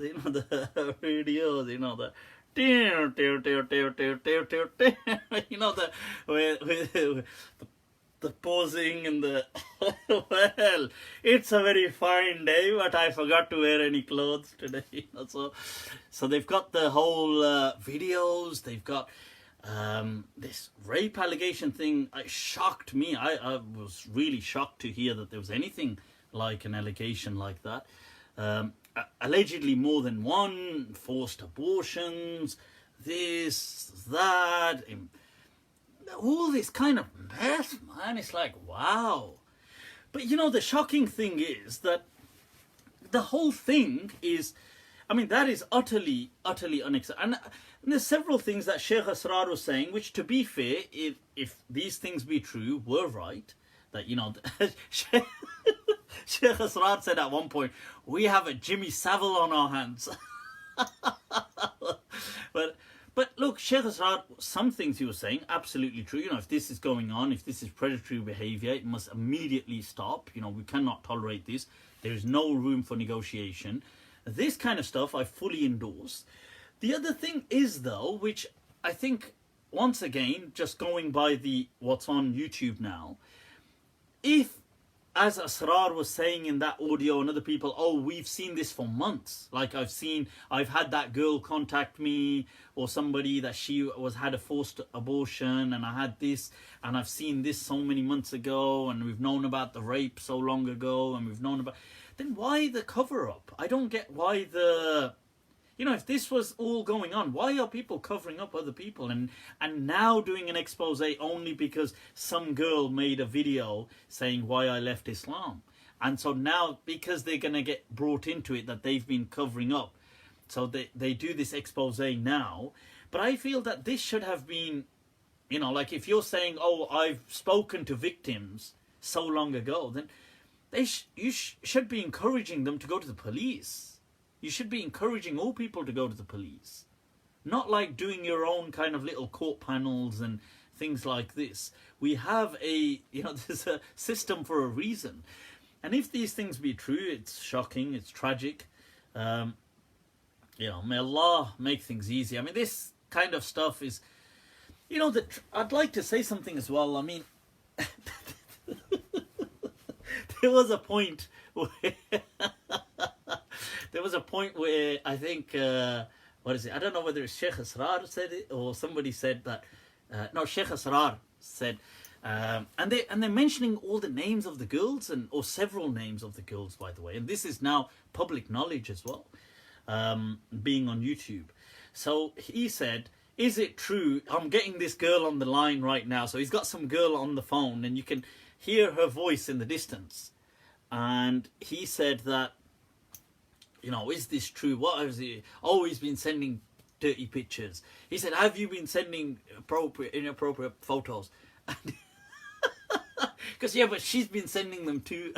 I was like, what the hell are you even listening to? It's like, for God's sake, man, this stuff is horrendous. And I want to say something here. I think this whole thing is stupid. It's a sham. It's these things. We don't need our own little courts. We don't need there should be now. If somebody gives you information as a victim, saying, if a victim comes to me and says, look, this person has been doing this to me, I should tell the person, if it's a crime, you need to go to the police. Not this, oh, send me evidence and I'll wait on the evidence and we'll arrange meetings and we'll do all this stuff. You need to, if it's a crime, report it. Okay. This shouldn't be about, and there was a lot of this talk about, oh, well, we've covered things up because it's to do with our Sunni. And there was something about, look, if you want to just go around and screwing around girls, but don't do it with Sunni money. I was like, what the hell did I just hear? It's like, don't do it with Sunni money. Is it okay if it's with Wahhabi money? Hey, it's okay, guys. This is this one Wahhabi money. This one okay, Sunni money, no, Sunni money. I was like, what the hell am I even hearing here? Sunni money and Like, yeah, so this whole thing, and I wanted to say something here. You know, the thing is this, that in all honesty, these guys, I mean, I don't really know, you know, these young imams that you get. Like people like, I suppose, Imam Asim, or now I saw something, there was something online saying, somebody had shared it to me about Imam Ijaz Shami, who's in that meeting as well, that they're going to expose him, by the way, in one of these days. There's some, on one of these pages, Sufi leaks or something, saying, you know, somebody sent me the link saying, oh, we're going to expose everything we've got on you, and it's like this, and it's like that, and I mean, I don't know whether it's just nonsense or whatever, but my point is that, you know, with some of these people, it's not, these are just very, very young people who never really should be like imams to begin with. They're just too young. And I don't mean that older people don't do anything. They do. Everybody, don't get me wrong, everybody's doing, you know, things. I'm sure these other people that are sitting in that room are not clean in their own sense either. But this isn't about exposing sins or trying to get people to... What I would feel is that the essence is always, if there is any element of abuse, if there is any element of criminality, people should never sit on these things. They should report them.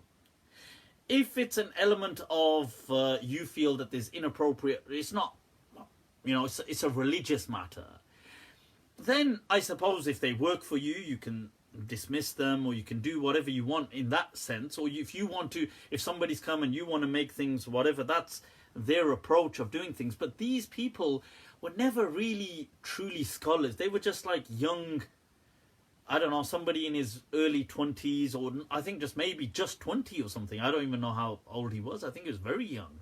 And they've made him into a superstar imam.